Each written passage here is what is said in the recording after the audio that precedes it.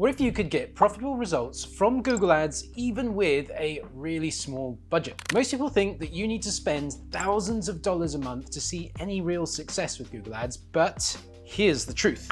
You don't need to spend thousands upon thousands of dollars, but you do need a very specific setup. Hi, my name is Daryl, and I've been running a Google Ads agency called Big Flare for over 12 years now. In that time, I've helped hundreds of e-commerce stores scale to 7 and 8 figures and beyond using Google Ads, generating over $150 million in revenue for my clients in the process. Now, in this video, I'm going to show you exactly how to set up e-commerce Google Ads for small budget success so that you can start seeing profitable returns even if you're only spending $50 or $100 a day or less. Let's dive in. Now, here's the thing with small budgets. Google's algorithms need data to learn and optimize effectively. And when you split your budget across multiple campaigns, none of them actually get enough conversions for the algorithm to actually properly work with. Now, when you're running on a tight budget, you can't afford to waste money on experiments, so every single dollar needs to go towards what actually works. Now, let me show you the most common mistake I see with small budget accounts. What happens is people try to do too much all at once. They're running brand campaigns, competitor campaigns, generic search. They've got shopping campaigns, retargeting campaigns, and a full Performance Max campaign with all the bells and whistles. Well, here's a scenario I see all the time. Someone has like a $50 per day budget, and then they split it across these 10 different campaigns. Then that's only $5 per day per campaign. The result? None of the campaigns get enough data. Google's algorithms ideally need around 50 conversions in a 30-day period to learn and optimize effectively. And really, ideally, you want that per campaign if you can. At $10 a day, most campaigns won't even come close to that threshold. So the algorithm can't learn and your performance suffers as a result. You end up with 10 underperforming campaigns instead of 1 or 2 campaigns that actually work. All right, so here's my solution for small budget e-commerce Google Ads success. You're gonna run just 2 campaigns, that's it. Campaign number 1 is a Performance Max feed-only campaign. And campaign number 2 is going to be a branded search campaign. For your budget split, I recommend putting 90 to 95% of your total budget into the Performance Max feed-only campaign, and then 5 to 10% into your branded search campaign. So why does this approach work so well? First, it concentrates your budget so the algorithm can actually learn. Second, Performance Max feed-only targets the highest purchase intent traffic that you can actually get. And then third, your brand campaign captures that incremental traffic from people who are already searching for you. Fourth, this structure is dead simple to manage and optimize. You're not spreading yourself thin across 5 different campaign types, trying to juggle everything. You've got just 2 campaigns and both are laser focused on driving profitable results. All right, so let's dive into campaign number 1, Performance Max feed only. The core strategy here is to run just 1 Performance Max campaign to concentrate all your data into one place. Remember, you ideally need around 50 conversions in 30 days for Google's algorithms to work most effectively. By running just 1 PMax campaign, you're giving the algorithm the best chance to hit that threshold and start optimizing properly. Now, what does feed only mean? Well, it means you attach your product feed from Google Merchant Center, but you don't add any images, videos, headlines, or descriptions into the campaign. Now, here's why this matters. When you run a normal Performance Max campaign with all the creative assets, Google spreads your budget across all those different channels across its network. That's 6 different places your ads can show. But when you run feed only, you're going to stop Google from showing YouTube, Display, Discover, Gmail, and Maps. And you force Google to only show shopping ads. Now, shopping ads have the highest purchase intent because people are actively looking at products to buy. By concentrating your limited budget on just shopping traffic, you're going to get more focused spend and better results faster. Now, you might be wondering, why not just run a standard shopping campaign instead? Good question. I've tested this extensively on dozens of low-budget accounts at my agency Big Flare, and Performance Max feed-only consistently performs better, faster than standard shopping campaigns in my experience. Now, there are 2 main reasons for this, I believe. First, Performance Max allows you to use the maximize conversion value bid strategy right from the start. Standard shopping campaigns require you to start with either manual CPC bidding or maximize clicks, and both those bid strategies are way less efficient when you have a small budget. Second, Performance Max just seems to get more volume than standard shopping. Even when you have PMax feed only versus a standard shopping campaign with all the same products and settings, what I've observed is that PMax feed only just seems to get more clicks and sales even for the exact same setup. I don't know why exactly, because on paper, PMax feed only and standard shopping campaigns are kind of the same thing. But nevertheless, the observation is there. I've seen it happen with many clients before. PMax feed only just seems to do better volume, even in an apples to apples comparison situation. All right, so let me show you how to set up PMax feed only. All right, guys, so to set up your PMax feed only campaign, first thing you want to do is come into your Google Ads account, which hopefully you've already set up by now, and let's click on the plus button here and go for new campaign.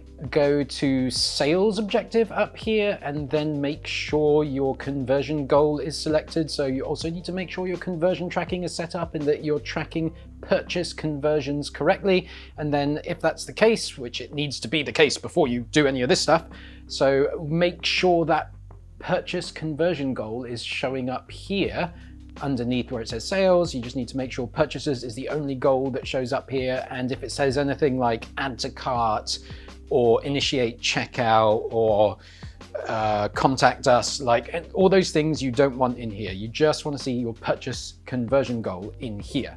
And once you've ensured that that is the case, click continue. And then we want Performance Max as our campaign type. And now you need to connect your Merchant Center account. So also before you do any of this, you need to have set up your Google Merchant Center account, and you need to have connected Google Merchant Center to a product feed of all your products. So you can connect Google Merchant Center directly to Shopify to get a product feed of your products into Google Merchant Center. Then you need to have linked it to Google Ads. And then when that is all done, you will be able to select your Merchant Center account here in the drop down. So just select it there, make sure this box is ticked. And then for campaign name, I would go with PMax and then all products, because right now we're just doing the one PMax campaign with all our products inside. So let's click continue and go to the next screen. This is just asking me if I am doing a new campaign or working on a previous draft. I'm going to click start new. You probably won't see that box coming up. You probably will just come straight through to this screen here. So when it says, what do you want to focus on? Go with conversion value. So it will probably say conversion value by default. Keep that conversion value and do not tick this. This is for later down the line after your campaign has already built up some conversion history.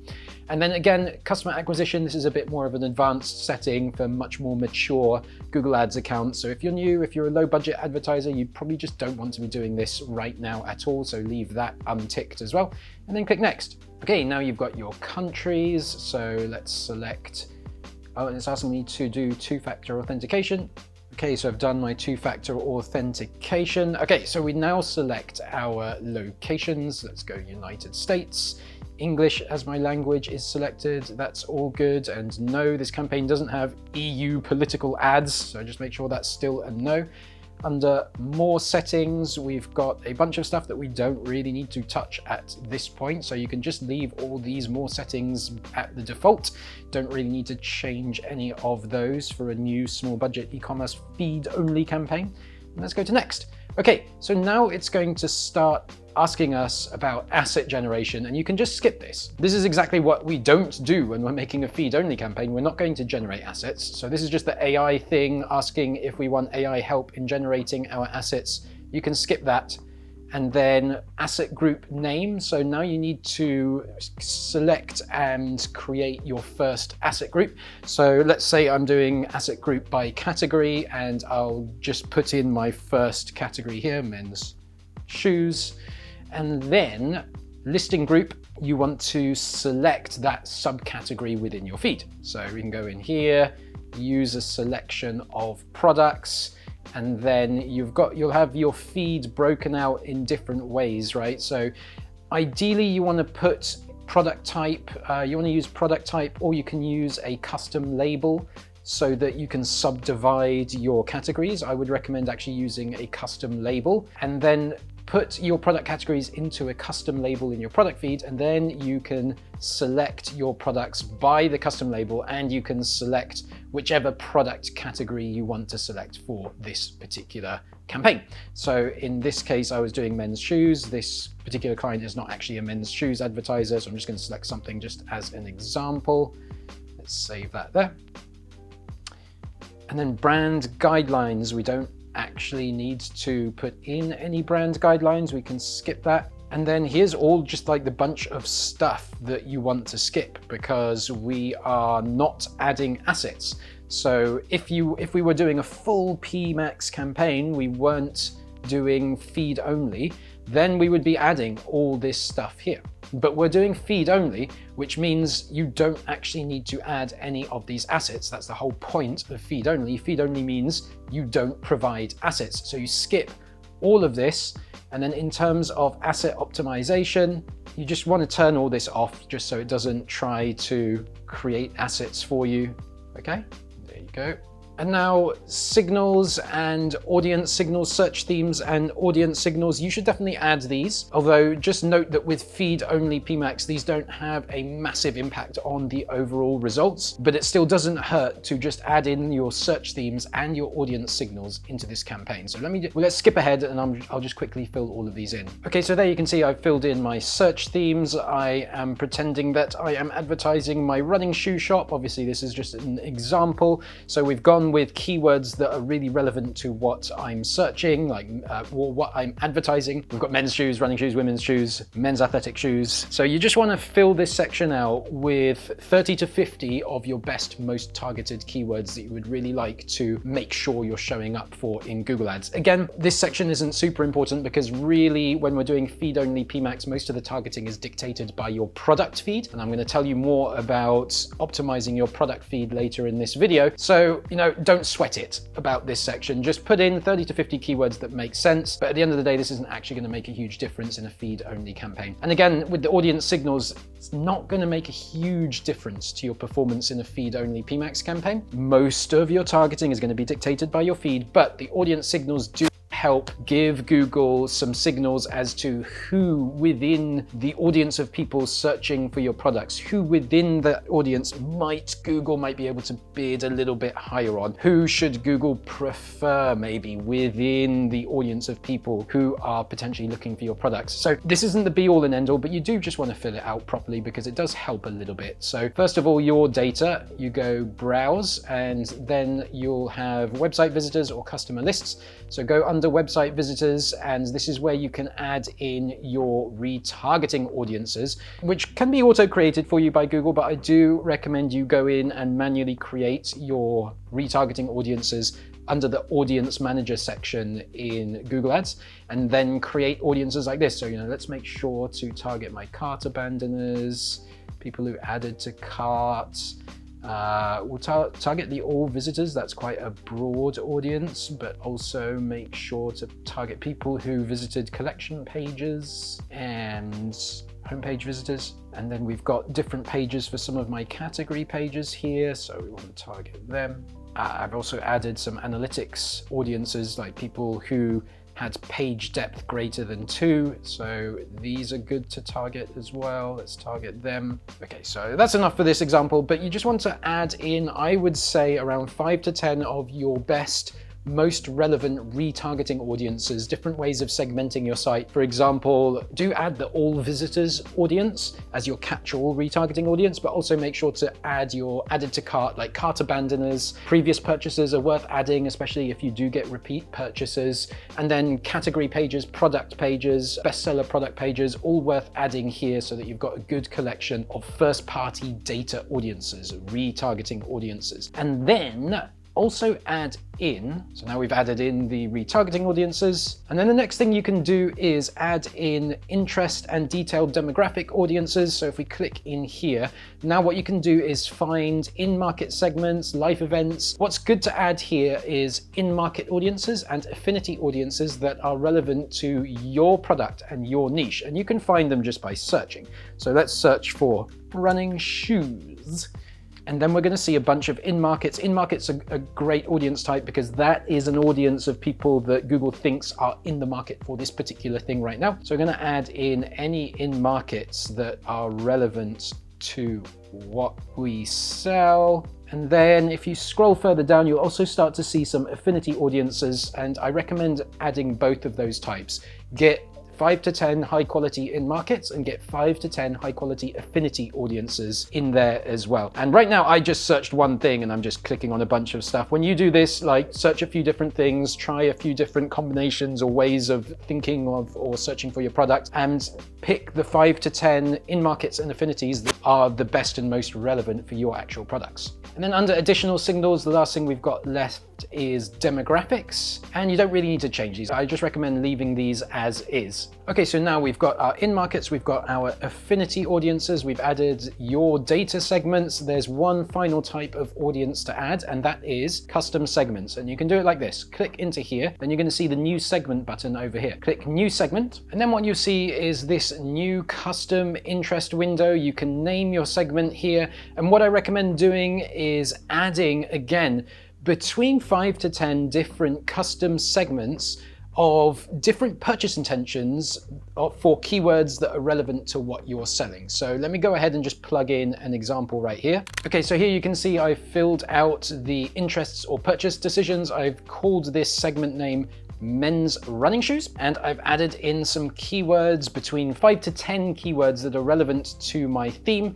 And then I'm just going to click save here. And then I'm going to do that again to get a few more custom interests added in. So just bear with me 1 second while I skip ahead and do that. Okay guys, well I thought I was going to skip ahead and create a bunch more custom interests and then show it to you afterwards. But for some reason, Google doesn't like me today. It's not, it's stalling out when I'm trying to create more custom interest audiences. So let me just describe to you what I would have done if Google was playing ball with me right now. I would have created at least 4 or 5 more custom interests, maybe even more, up to 10 different custom interests based on different things that people could search for or be interested in that are relevant to me. So if I'm advertising running shoes, I might have done also a custom interest for women's running shoes, and then I might have done kids running shoes, and then I might have gone into some of my top brands, like I might have done one for Nike running shoes, Reebok running shoes, Asics running shoes, and I would have aimed for between 5 to 10 custom interests as well, so that in the end what I have is a bunch of in-markets, a bunch of affinities, a bunch of custom interests,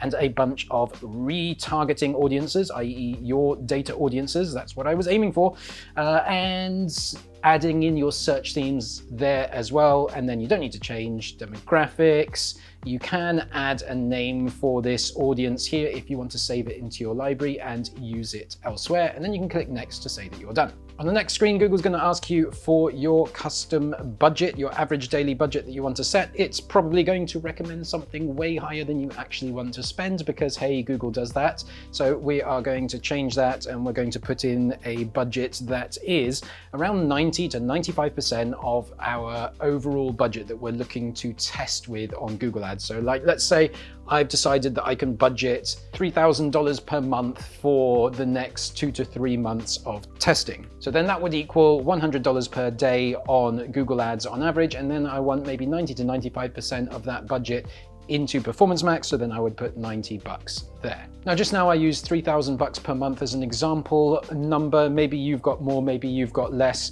and you're probably wondering what budget should you use overall for a monthly budget for Google Ads. And unfortunately, I can't tell you the answer to that reason because there's no one size fits all answer to that. It's really dependent on you, your business, your cash flow, your risk appetite. But what I would say is that you should budget so that if you lose that money for 2 months, 2 to 3 months, it's not going to totally break your business. Now, if you set this all up correctly, and if you've got good products that people are actually looking for, you're not going to lose money for 2 to 3 months. However, there's always risk with any kind of new form of advertising. So you need to just set your budget at a level where you're comfortable with risking that for 2 to 3 months. Don't put in a budget where if you don't make it back in month 1, your business is going to close down. That budget is too high. So figure out the numbers for yourself, but budget something that you're comfortable with spending. Budget as much as you can if you want to get this working as quickly as possible, whilst also something that's low enough that you feel comfortable spending it for 2 to 3 months, okay?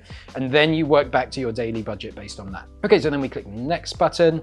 Then we're going to get a summary screen. You can check all your settings, check that everything was correct in here. Apparently some of my search theme text contains illegal characters, so that might be the $ actually. So I need to go back and correct that.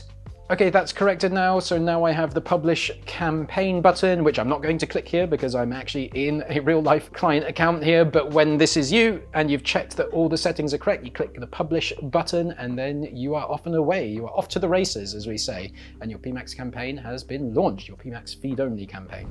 Now that you've gotten your Performance Max feed only campaign set up, let's talk about how to optimize it for maximum performance. The first optimization is all about product feed quality, specifically your product titles. Now here's why this matters so much. Your product title is essentially your keyword targeting for shopping ads within PMax. Google matches search queries to the words in your product titles. Better titles means more relevant traffic, which means higher conversion rates and better return on ad spend. So let me show you an example of a poor product title versus a good one. Poor title would be Nike Pegasus shoes. Good title would be Nike Pegasus men's running shoes, cushioned sneakers for road running, walking, workouts, black grey, athletic footwear. You can see the difference, right? The good title includes the brand name, the specific product type, key features and benefits, color and size variants, the use case, and relevant synonyms. All of these help Google match your product to more relevant searches. Now here are the key elements you want to include in every product title. First, your brand name. Although I wouldn't put it first in the title, I'd normally put it at the end, but it is something you want to include in all your titles. Second, the specific product type, not just a generic description. Third, key features and benefits that people actually care about. Fourth, color, size, and any other relevant attributes if they are important to the person searching.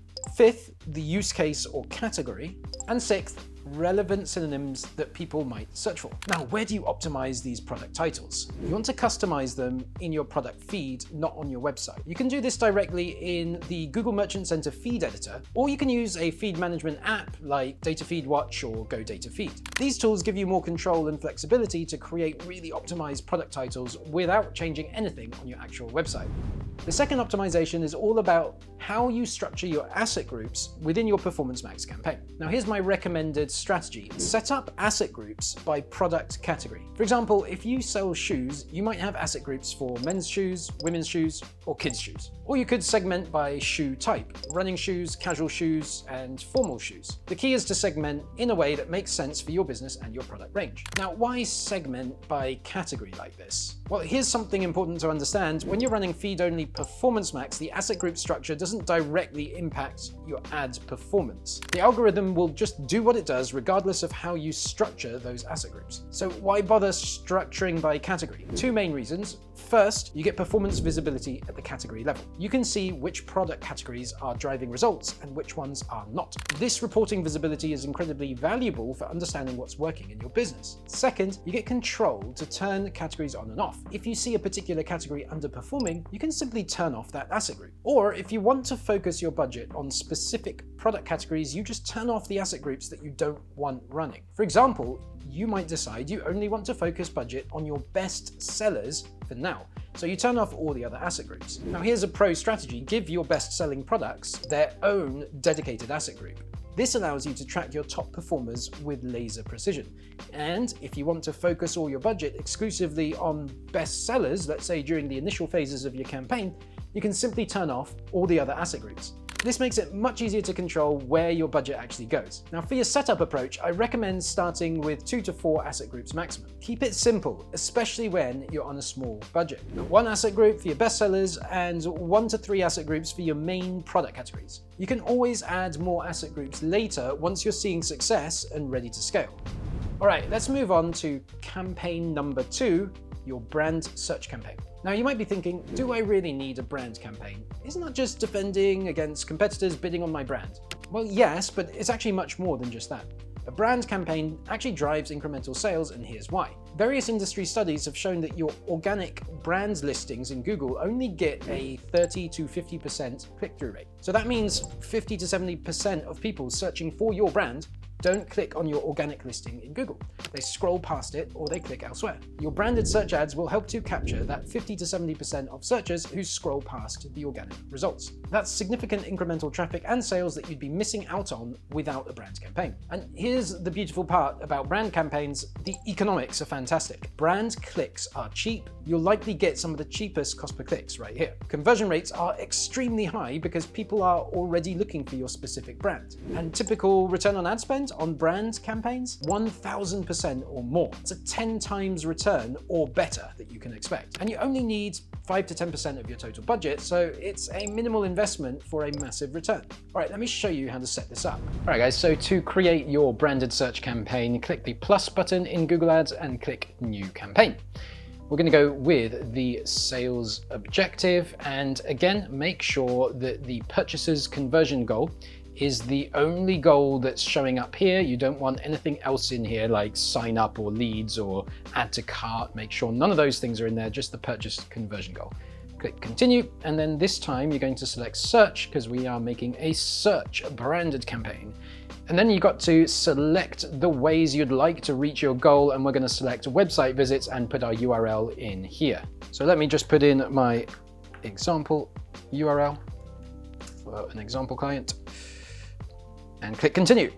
Now you're going to give it a name, and this is the name for your campaign as it's going to show up in your main campaign screen. So I would normally call this one exactly like that, search-brand. Of course, you're free to name it something else if you want, but that's how I normally do it. This is asking me if I want to resume a campaign draft again. I'm going to click start new. You might not see that window. You might just come straight here. Okay, so on the bidding section, again, you just want to make sure to focus on conversion value and don't set a target ROAS. So leave this one unticked. Leave this one also unticked for now. This is a setting for later days when you're a bit more scaled up and advanced in Google Ads. And then when you see this box up here, very important that you untick this Google Display Network. So make sure you only have search partners selected here, and debatable as to whether search partners can work for you. Sometimes it works, sometimes it doesn't work. I actually find it works more often than it doesn't, so I would normally go with it ticked and switched on at the beginning, but then later I might double check if it works, and I'd say about 70 to 80% of the time search partners does actually work out. And for a search brand campaign, it's much more likely to work. So for search brand, I would leave search partners ticked, but I would definitely untick display network. Always untick display network when you're making a search campaign, guys. This is one of those settings that we jokingly call idiot tax settings in Google Ads. It's one of those settings that Google ticks by default, but actually just tends to lose you money if you leave the default setting on. So untick, please, no display network. Select your location and set your language. Make sure the language is correct. No, I don't have EU political ads, so we'll leave that as default. And now what you can do is add in audience segments into your campaign. And let me just skip ahead there, and then I can tell you about what I've done. Okay, so I've gone ahead and added my audiences in here, and what I've done is taken a very similar approach to what we just did with our audiences within the PMax campaign. You want to add in 5 to 10 in-market audiences that are relevant to what you sell. You want to add in 5 to 10 affinity audiences that are relevant to what you sell, and then you also want to add in your best retargeting audiences like cart abandoners, product page viewers, home page viewers. So those have all been added in now, and you can find all these audiences by searching. So search for your common keywords in your product category, and then you'll be able to find in-market and affinity audiences that are relevant for you. And then for your retargeting audiences, come to browse and then come to your data segments, and then you'll be able to find all your previously created retargeting audiences for your website visitors. So you want to select the 5 to 10 of those that are best and most relevant for you, the best quality retargeting audiences that you have. Add those all in. Again, very similar to what we did with PMax. One little difference here is you just absolutely make sure that these are all under observation mode. Do not tick this box here because that would actually massively narrow your targeting. We do want these audiences in observation mode only. Under more settings, you don't really need to customize any of these for this type of campaign, so click Next. And then we've got the option for AI Max, which is a pretty new option in Google Ads. I've been testing it with a bunch of clients. We're finding it a bit hit or miss, good in some scenarios, not so good in other scenarios. Now, if you're a new small budget advertiser in Google Ads, I don't recommend you switch this on. So leave this off, please, guys. This is a bit more of a feature for when you're more scaled up and more mature and more advanced in Google Ads. This is something that's worth split testing. Sometimes works well, doesn't always. For you right now, as a new small budget advertiser, I highly recommend you do not use AI Max mode. And then you're going to have this keyword and asset generation section, which is a new section in the Google Ads campaign setup flow. It's where you can put in your URL and description of your product. And then if you click generate, Google's actually going to generate some ad copy for you in the next section, the ad groups section. So I'm actually just going to skip ahead straight to the ad group section. You can feel free to use this. Just I would advise whatever the AI suggests, don't use it blindly. You can use it for inspiration, but ultimately at the end of the day, you have to sign off and you have to be okay with all the ad copy that's going into your account, because it is important to get it right. And I'm just going to skip ahead to the ad groups section. Okay, and now we're going to enter in our keywords, and Google's going to give you this option here to get keyword suggestions. Now, we don't really need that option here because we are doing a branded search campaign and we know what our brand is. So in this case, we have Foot Locker. What you want to do for an initial branded search campaign is to add in your branded keyword and all its variations. And you want to use a mixture of both phrase match and exact match. So for my core branded terms, I'm going to add it in phrase match, and I'm going to do that by adding these quotation marks around the brand term. So let me do that for any other variations. So maybe some people might say locker, all one word. Maybe some people might say lockers. So for all the core variations of your branded term, add them in phrase match, and then for any sort of misspellings or other ways that people might search for your brand, I recommend you add those in exact match as well. So let's fill out an example here. Okay, there you go. I filled out my keyword list for my branded campaign, and here's how you want to do it. For the shorter tail and core versions of your branded term, I would add them in as phrase match, and I would do that by adding the quotation marks around the term, and then Google knows that's going to be phrase match. And then that way, these versions of my branded terms can trigger the longer tail versions. So Foot Locker, that's also going to trigger any versions of this keyword where people are searching Foot Locker in conjunction with other words, right? So the longer tail terms are all going to be triggered by this, but then I also know from my own keyword research and from understanding my brand, I also know some of the top long tail terms that people are going to search. So I add those in as exact match as well. So core terms, add them in phrase match with the quotation marks. And then for any common longer tail terms, I add them in. I recommend you add them in as well as exact match. And you do that with these square brackets. Now, you don't need to capture every single possible longer tail term as an exact match at this stage. You just need to capture the core ones, the most common ones that people might be searching for. And then later, what I recommend you do is be regularly reviewing your search terms report in your branded campaign. And then for any terms that come up in there, any longer tail terms that are triggered by the seed version, the phrase version of your core branded term, the longer tails that come up, they're either going to be good or they're going to be bad. If they're good and they a decent amount of clicks, I mean, this isn't worth doing if it's really, really low volume search terms. But when you see the search terms coming up later in the search terms report, if they are good and they get volume, like a decent amount of clicks, then you add them in as additional exact match keywords into your campaign. And if they're bad, if it's irrelevant, like it was accidentally triggering someone else's brand, for example, then you add it in as a negative keyword. So over time, your list of longer tail exact match brand keywords is going to build out, because you're going to keep checking that search term report and keep adding any good high volume relevant long tails as additional exact matches. So that's why I say at this stage you don't really need this list to be fully complete. You would just add in the top longer tail versions of your brand that you can think of, or that maybe you already know about from obviously understanding and running your brand for a while.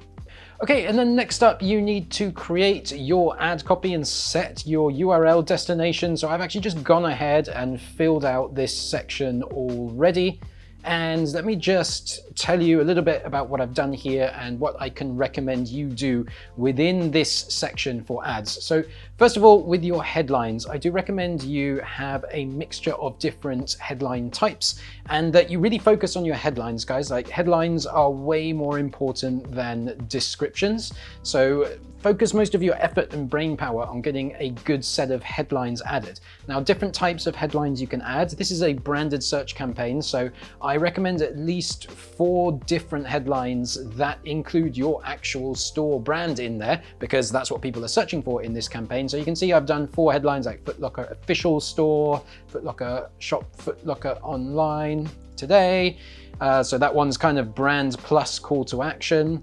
And then a different brand version, And then after that, you want maybe 3 to 4 headlines that are USPs, features, or benefits of your store or products. So I've got new releases weekly, fast shipping on all orders. People love to hear about fast or free shipping, so definitely include that if you have it.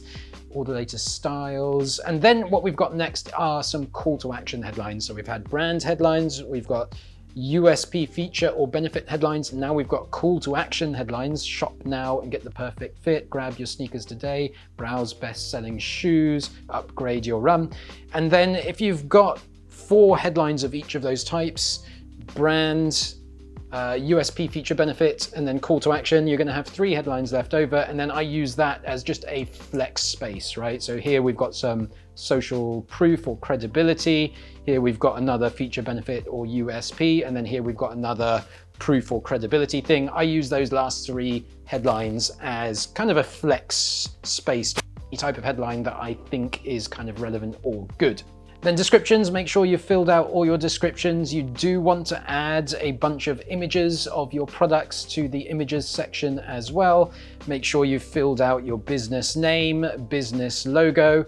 And yeah, I highly recommend you fill out all your site links as well, guys. So I've just done 5 as an example here. You should actually do minimum 6 because it's possible for Google to show up to 6 site links. But actually really what you want to do is get 10 to 20 site links in there, because the more options you give to Google, the better your CTR, because Google can then pick and choose the site link options that it thinks is going to get the best CTR for each individual user who is searching. So definitely do fill out your site links in full when you're doing this. And then under here, you've got more asset types.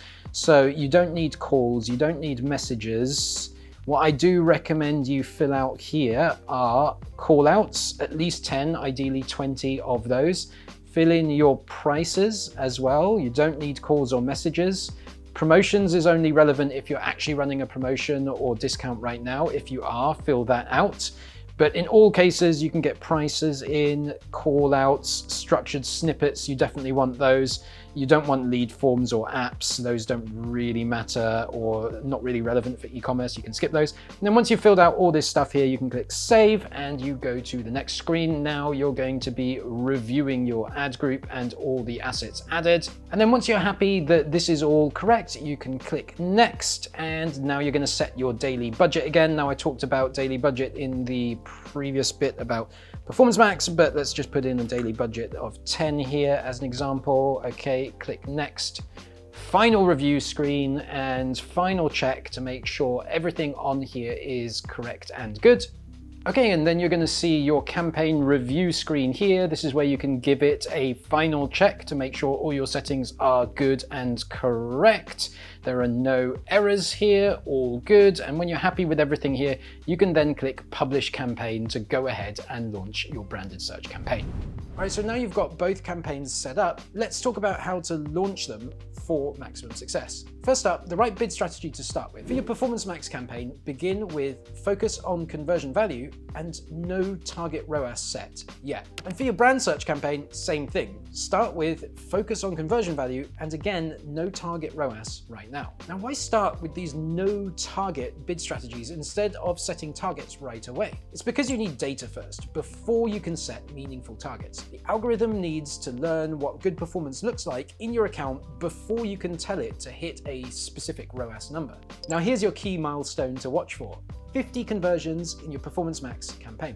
This is the threshold where Google's algorithm has enough data to really start optimizing effectively. And depending on your budget and conversion rate, this usually takes 30 to 60 days to achieve. Track your progress daily and be patient during this learning phase. Once you've hit 50 conversions consistently, that's when you can switch Performance Max campaigns over from maximize conversion value to target ROAS. When you make the switch, set your initial target based on your historical return on ad spend from the learning phase. So if you averaged 300% ROAS during your first 50 conversions, then start with a target ROAS of about 300%. This will help minimize any learning period that may kick in as you switch over to using a target ROAS. And here's another pro tip if you really want to maximize your chance of getting a high ROAS from the very start. Start with only your best-selling products in the feed. For the initial phase of your campaign, you can just pause the other asset groups and leave your best sellers only running. This concentrates your limited budget on proven winners that you know can convert well. Once you're profitable and seeing consistent results, then you can gradually enable the rest of your catalog within your PMax campaign. This approach potentially helps you get to that 50 conversions milestone faster and with better overall performance. Now, before we wrap up, I want to let you know something that could really help you if you're serious about mastering Performance Max campaigns. I have a free e-commerce Google Ads course that teaches you how to test Google Ads the right way. This course covers everything you need to know to run Performance Max campaigns effectively, including the core things to focus on and optimize to make them highly profitable. It's designed to save you time, money, and frustration by helping you avoid common mistakes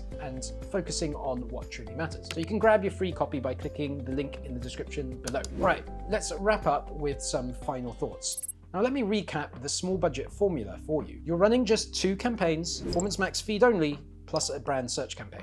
Your budget split's going to be 90 to 95% on Performance Max and 5 to 10% on brand. Start with the maximize conversion value bid strategies on both campaigns and don't set any targets at the beginning. Focus on product feed quality, especially your product titles. Structure your asset groups by product category with a dedicated group for best sellers. Then make sure you get 50 conversions in your PMax campaign before switching over to a target ROAS.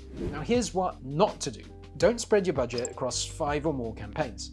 Don't add creative assets to your Performance Max campaign initially. Keep it feed only for maximum shopping ads focus. Don't set a target ROAS too early before you've hit that 50 conversion threshold. And don't include your entire product catalog at the start, begin with just your best-selling items. And finally, here are the success metrics you should be watching. First, your conversion count with a goal of getting that first 50 conversions in 30 days. Second, ROAS, your return on ad spend, which in Google is called conversion value over cost. Third, your total cost on the account. And fourth, the revenue coming in for that total ad spend, which in Google is going to be called conversion value. These 4 metrics will tell you everything you need to know about whether your small budget setup is working. Now that you've got your small budget e-commerce Google Ads set up and running, you'll want to know how to optimize and scale it for maximum profit.